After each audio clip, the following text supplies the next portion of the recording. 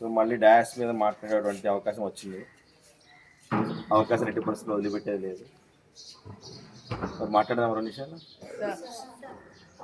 మంచి విషయం నేర్చుకుందాం. Right. So once again good morning. అరే మార్నింగ్ కదా, కొంచెం గట్టిగా చెప్పండి. Good morning. Very good, great voice, great sound also. So జనరల్గా మీకు క్లాస్లో టీచర్ వచ్చినప్పుడు మీకు గోల్స్ ఉన్నాయని అడిగే ఉంటారు. అది ఏ క్లాస్ అన్న కానివ్వండి. అడిగారా? Then I think you said something. I want to become a software engineer, an IAS officer, I want to go for army. Like this you have said many replies, isn't it? So ఒకసారి నాకు మీ response కావాలి. ఇప్పుడు ఎంతమంది software engineer అవ్వాలనుకుంటున్నారు?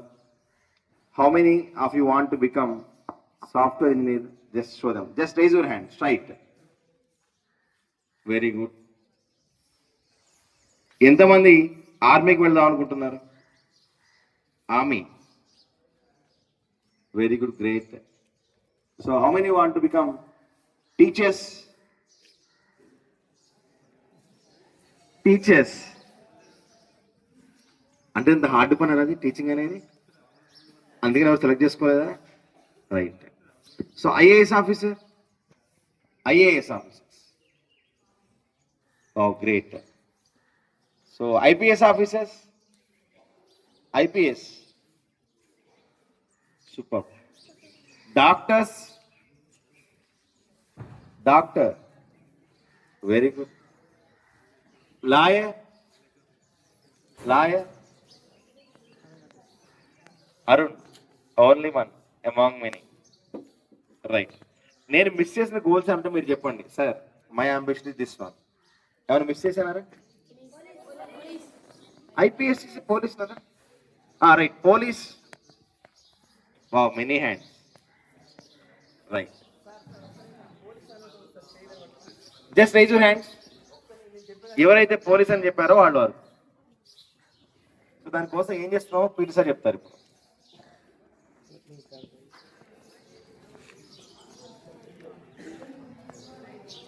Right.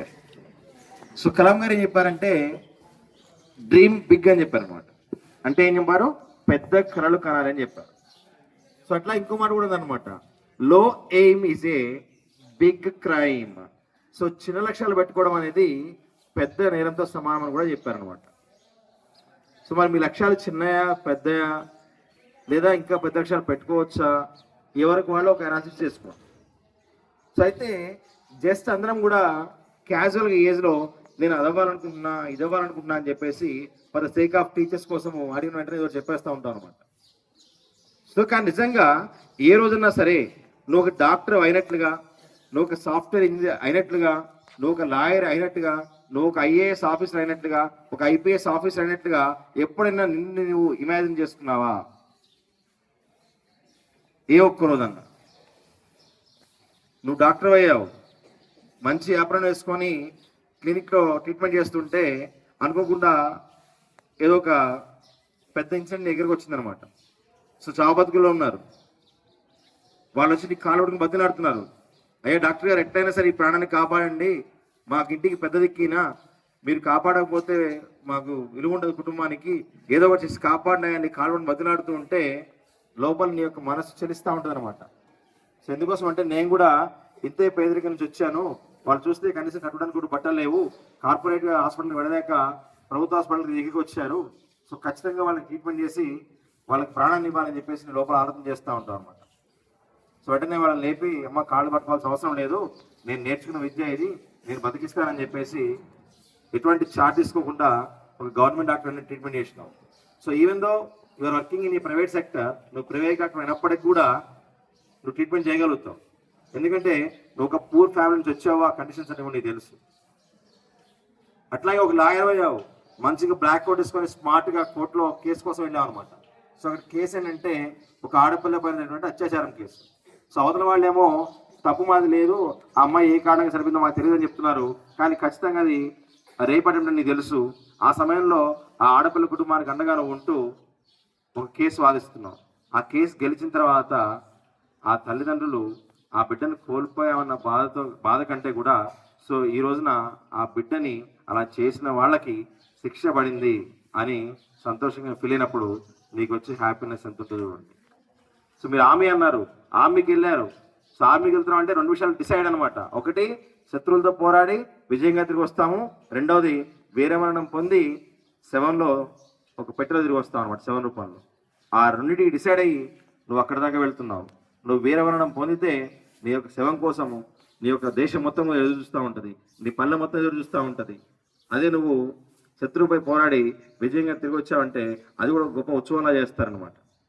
ఒక IPS officer అయ్యావు, police అయ్యావు. IPS officer పెద్ద లక్ష్యం పెట్టుకోవాలా. సో ఎట్లా ఉంటుంది, ఇలా ఐపీఎస్ ఆఫీసర్ వస్తున్నారంటే నీ వెనకాల ఒక 4-5 కార్లు, ముందు 4-5 కార్లు ఎస్కాట్, నువ్వు వెళ్తూ ఉంటే జస్ట్ ఇమాజిన్ దట్ సిచ్యువేషన్. దాన్ని ఊహించడం ఒకసారి ఎంత ఉందా అనిపిస్తుంటుందో. మీ ఊర్లో, పల్లెటూరులో మీ ఇల్లు చాలా చిన్నది, కనీసం రేకులు కూడా లేదు, తాటి గుడిసె లాంటిది అనమాట. తాటాకులతో అనేటువంటి ఒక చిన్న ప్లాట్ఫామ్ అది. సో అటువంటి ప్లాట్ఫామ్లో ఉన్నటువంటి నీవు మీ అమ్మ నాన్న కష్టాలు అర్థం చేసుకొని చదువుకొని అదే ఊరికి ఒక ఐపీఎస్ ఆఫీసర్కి వెళ్తున్నావు అంటే నీ వెనకాల వచ్చే కార్లు, ముందు వచ్చే కార్లు ఎంత ఉందా అనిపిస్తూ ఉంటుంది ఆ విలేజ్లో. ఆ ఇంటి ముందు ఆ వెహికల్ సాగుతున్నప్పుడు పరిస్థితి ఏంటిది. నీకు అప్పుడే ఉద్యోగం వచ్చింది, ఉద్యోగం వచ్చిన తర్వాత నువ్వు మంచిగా తర్వాత సంగతి. కానీ అప్పుడు దాకా అమ్మ నాన్న అదే ఇంట్లో ఉండి నిన్ను కష్టపడి పెంచి పోషించి చదివించారు కాబట్టి సో ఆ ఇంటి యొక్క సిచ్యువేషన్లో నువ్వు ఆ ఇంట్లోకి అడుగు పెడితే ఆ ఊరు మొత్తం కూడా నీ ఇంటి ముందు బారులు తెస్తుంది నిన్ను కనడం కోసం. ఎందుకంటే నీ విలువ మారింది అక్కడ నుంచి ఇంకా. సో అట్లాగే ఒక సాఫ్ట్వేర్ ఇంజనీర్ అనుకున్నాము, అప్పుడు దాకా బీటెక్ చేసుకుంటూ ఎక్కడో హైదరాబాద్లో ఎక్కడో దగ్గర ఉంటూ నాన్న పంపించేటువంటి నెల 4,000 రూపాయలు బ్యాంక్ అకౌంట్లో ఉంటా ఉంటాయి అనమాట. వాటిని ఖర్చు పెట్టుకుంటూ ఉంటావు. కానీ ఎప్పుడైతే అమ్మా నాన్న కష్టం అర్థం చేసుకొని ఒక్కసారి బాగా కష్టపడి క్యాంపస్ రిక్రూట్మెంట్లో జాబ్ ఇచ్చున్నావు అంటే నీ ఫస్ట్ శాలరీ దాదాపుగా 1,00,000 రూపాయలు, సంవత్సరానికి 12 లక్షల రూపాయలు. అప్పుడు దాకా 4,000 రూపాయల బ్యాంక్ బ్యాలెన్స్ చూసిన నీ అకౌంట్ ఆ రోజు నుంచి 1,00,000 రూపాయలు తోడిపోతూ ఉంది. So just imagine the situation. So అప్పుడు దాకా ఎటువంటి విలువ లేకుండా మీ అమ్మా నాన్న మీ గ్రామంలో, మీ పల్లెటూరులో వ్యవసాయ పనులు చేసుకుంటూ జీవిస్తూ ఉన్నారు. కానీ ఒక్కసారి నువ్వు ఒక గొప్ప ఉద్యోగం తెచ్చుకొని చూడు, సో వాళ్ళ యొక్క లైఫ్ మారిపోతుంది. నీ యొక్క ఫ్యూచర్ని నువ్వు మార్చగలవు. మీ యొక్క నాన్న యొక్క పాస్ట్ని మార్చలేవు, కానీ మీ నాన్న యొక్క ఫ్యూచర్ కూడా, మీ అమ్మ యొక్క ఫ్యూచర్ కూడా నీ చేతుల్లో ఉందన్నమాట. సో ఇవన్నీ కూడా ఎట్లా పాసిబుల్ అవుతాయి అంటే కేవలము ఒకే ఒక ఎడ్యుకేషన్ ద్వారా మాత్రమే పాసిబుల్ అవుతాయి. సో ఎడ్యుకేషన్ లేకుండా గొప్పవాళ్ళైన వాళ్ళు చాలా చాలా తక్కువ మంది ఉన్నారు. కానీ పూర్తిగా ఎడ్యుకేషన్ మీద డిపెండ్ అయ్యి కుటుంబాలను మార్చుకున్నటువంటి వ్యక్తులు సమాజంలో చాలా మంది మనం చెప్పచ్చు. అర్థమవుతుందా? కాబట్టి మనం కూడా లైఫ్లో గొప్ప స్థాయికి వెళ్ళాలి అంటే మనకు ఉన్నటువంటి ఏకైక మార్గము చదువు మాత్రమే.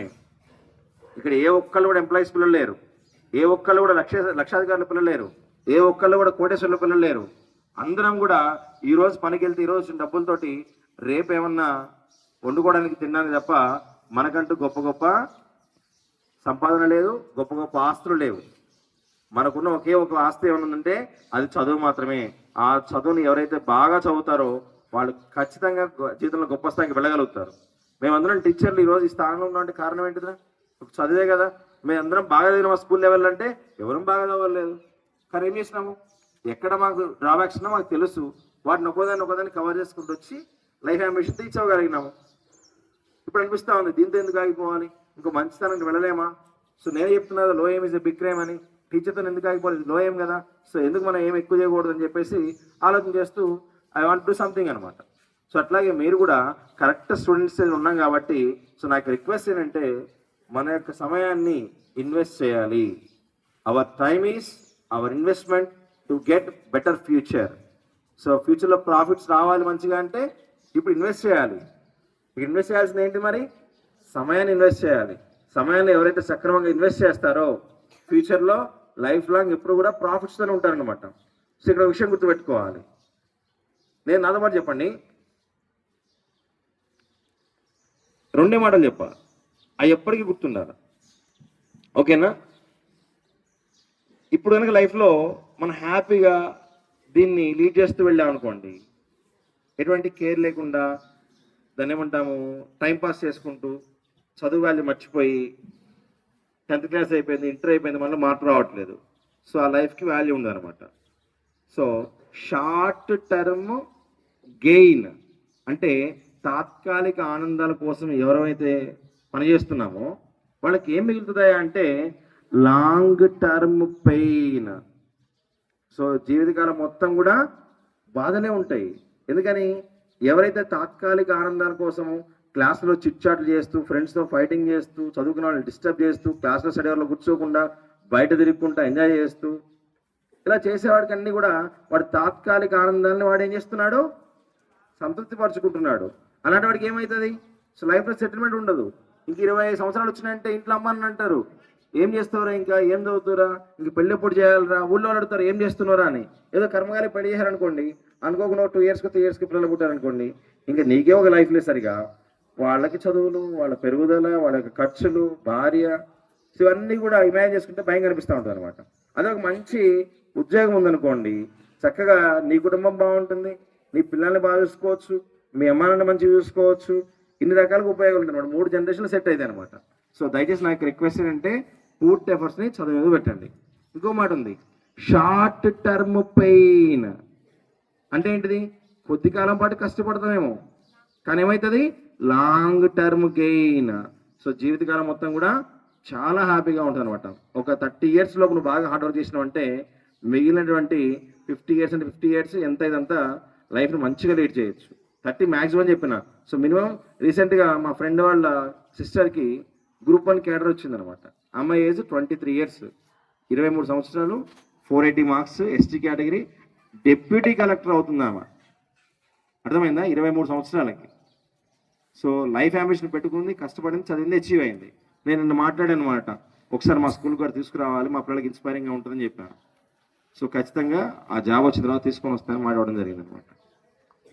సక్సెస్ స్టోరీస్ మన ముందు చాలా ఉన్నాయి, కానీ ఎట్లా అచీవ్ అయ్యారు వాళ్ళు, ఫోన్ బంద్ చేసింది, పండుగలు బంద్ చేసింది, రిలేటివ్స్కి వెళ్ళలేదు, అన్నీ సాక్రిఫైస్ చేసింది. ఆ సాక్రిఫైస్ కారణంగా అచీవ్ కాగలిగింది. సో ఇప్పుడు ఏమవుతుంది, డిప్యూటీ కలెక్టర్ అయింది, ఎప్పుడంటే అప్పుడు పండుగలు చేసుకుంటుంది, ఎప్పుడంటే అప్పుడు బంధువుల ఇళ్ళకి వెళ్తుంది, ఎక్కడికంటే అక్కడ దిగి వస్తుంది టూర్స్కి, ఎవరు ఆపేవాళ్ళు లేరు. అదే చదవాల్సిన వయసులో అవన్నీ పక్కన పెట్టి ఎంజాయ్ చేసుకుంటూ ఉంటే లైఫ్ ఏమయ్యేది, స్పాయిల్ అయిపోయేది. ఆమెకు అర్థమైంది ఎక్కడ చదవాలి, ఎప్పుడు చదవాలి, ఎలా చదవాలి, ఎందుకు చదవాలి తెలుసుకుంది, కాబట్టి అచీవ్ కాగలిగింది. సో మనం కూడా తెలుసుకొని త్వరగా సాధ్యమైనంతగా ఒక టర్నింగ్ పాయింట్లో చేరుకున్నామంటే లైఫ్ అనేది సక్సెస్ఫుల్గా ముందుకు వెళ్ళగలుగుతుంది. సో మీరు చెప్పండి, షార్ట్ టర్మ్ గెయిన్, అదొకటి చెప్పాలి, short term gain, long term pain. చెప్పండి, షార్ట్ టర్మ్ గెయిన్, చేతులపైకి long term pain, long term pain, short term gain, long term pain, short term pain, long term gain, short term pain, long term gain. So ఇక్కడ ఏమైతే pain ఉందో ఆ పెయిన్ని కొంచెం ఇష్టంగా భరించాలి.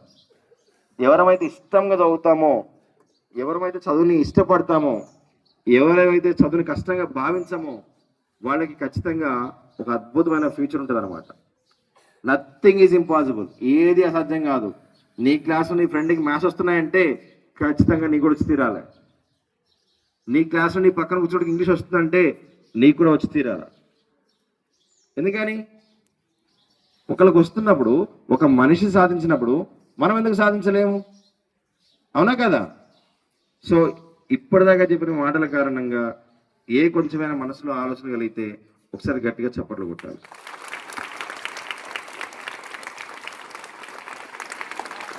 ఏమైతే విన్నారో దాన్ని గుర్తుపెట్టుకోండి.